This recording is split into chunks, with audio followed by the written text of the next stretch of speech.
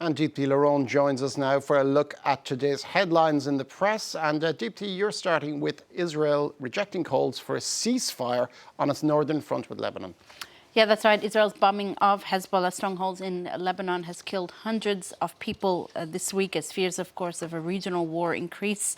Prime Minister Binyamin Netanyahu, the Israeli Prime Minister, he flatly rejected those calls by the US, France and its allies for a 21-day truce in Lebanon. And he said Israel would keep fighting Hezbollah, quote, with all our power. His comments, of course, coming ahead of his address at the UN General Assembly this Friday. This is on the front of the Jerusalem Post, a conservative Israeli daily. Now, let's show you Haaretz, which is a center-left Israeli daily, one that's often very critical of Netanyahu. Well, in its editorial today, the paper says that Israel really needs to say yes to the ceasefire. It says that if there's any possibility of a diplomatic solution that could allow residents in the north to return home safely and remove the threat of Hezbollah, then Israel must accept it. The ceasefire could also advance negotiations on ending the war in Gaza and freeing hostages being held there for nearly a year now. You'll find similar words also from L'Orient Le Jour, that's the Lebanese French language daily here, echoing comments by the Speaker of the Lebanese Parliament, Nabi Berri, who said that the ceasefire is the only way out of this crisis.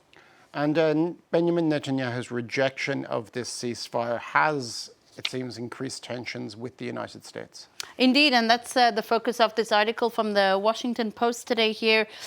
His dismissal of that ceasefire has really frustrated and confounded the White House, according to the Washington Post, which says that, which quotes the Biden administration as saying that Israel had shown a willingness to agree to a temporary truce. In what was a pretty sharp rebuke, the White House accused Netanyahu of a, quote, bait and switch. They added that the statement wasn't drawn up in a vacuum and would not have been done if they had believed that it wouldn't be received with the seriousness with which it had been composed.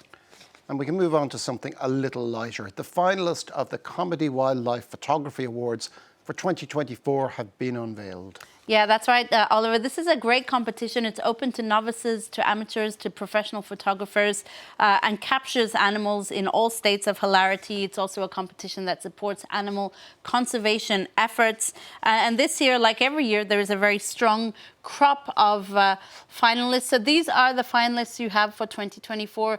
The winner of the various categories will be announced by the end of the year. So you can see there you have lots of cute owls, hippo, you have raccoons, you have squirrels. I picked out some of the ones that I really loved from that crop of finalists. This is a bear, literally giving meaning to bear hug there, which is a very tender moment, very nice. You also have this crowd-surfing penguin here, and this seal as well. This is one that I really love, a seal in a state of uncontrollable laughter. We all wonder what he or she was laughing about so loudly.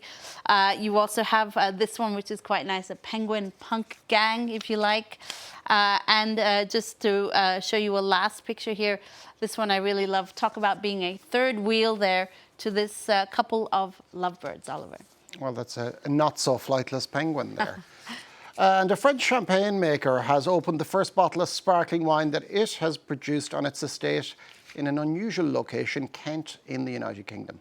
Yeah, that's right. This is in the Times of London today. It's the French champagne house Tétinger and its UK partners purchased this land in Chilham in the county of Kent in 2015. You know, it's a sad reality, but changing climates and temperatures means that champagne houses are now turning to new places to grow their grapes. This estate is a former apple and pear orchard. It opened its first bottle of sparkling wine. It can't be called champagne because that is a protected label for champagne that's produced in the region of Champagne. So it's called sparkling wine. In any case, the chalky soil of Kent is very similar to that of Champagne, which means that growing champagne is quite favorable there. And this project has been hailed as a partnership between Britain and France. Well, they can't call it champagne, but there's nothing stopping them from calling it chillum, which sounds like a very appropriate name for a cold, refreshing drink. Let's end on something completely different, though. A colour from the 1970s that could be making its comeback through interior design. Yeah, that's right. Even if you didn't live in the 1970s, you're probably very familiar with this color, having seen it in apartments and houses dating back to the 70s. It is that avocado green color, a lime green, if you like, with bathrooms with matching toilets and sinks and bathtubs in the 70s. That was, for a long time, maligned as a temple of bad taste. Well, like every good trend, every trend, good or bad rather, it's coming back. According to a survey cited by the Daily Telegraph, almost 1 in 4 25 to 34-year-olds said they would use this color in a bathroom upgrade. One bathroom designer actually explained that it's not so much the color that's bad, it's more the overuse of it in the bathroom that made it quite hideous in the 1970s.